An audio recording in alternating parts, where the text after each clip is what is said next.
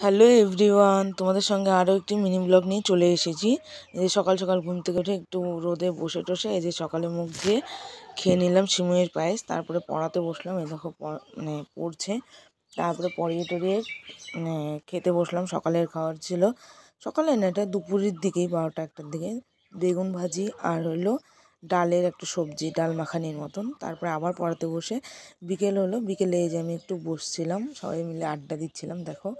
তারপরে আমাদের বাড়িতে পাকু এসেছিলো। পাকু আমার বোন বই পড়ছিলো, তো সেখানে এসে একটু খেলা করলো। তারপরে একটা কাকিমাদের বাড়িতে গিয়েছিলাম, সেখানে আমাকে পিঠে দিয়েছিল। দেখো, এটা কেউ খেয়েছো? হলুদ কুলি পিঠে। আমি তো এই প্রথম খেলাম। দেখো তো তোমরা কোনো দিন খেয়েছো কি না। তারপরে বুনুকে দিতে আসলাম, কাকিমা দিয়েছিল বলে বুনুকে দিলাম একটা। আমারটা আমি খেয়ে নিয়েছি। তারপরে রাতের ডিনার ছিল হলো এই যে দুধটা আজকেও কেটে গেছে, তাই ছানা খেয়ে ডিনারটা কমপ্লিট করলাম। যদি আমাদের ভিডিও ভালো লেগে থাকে প্লিজ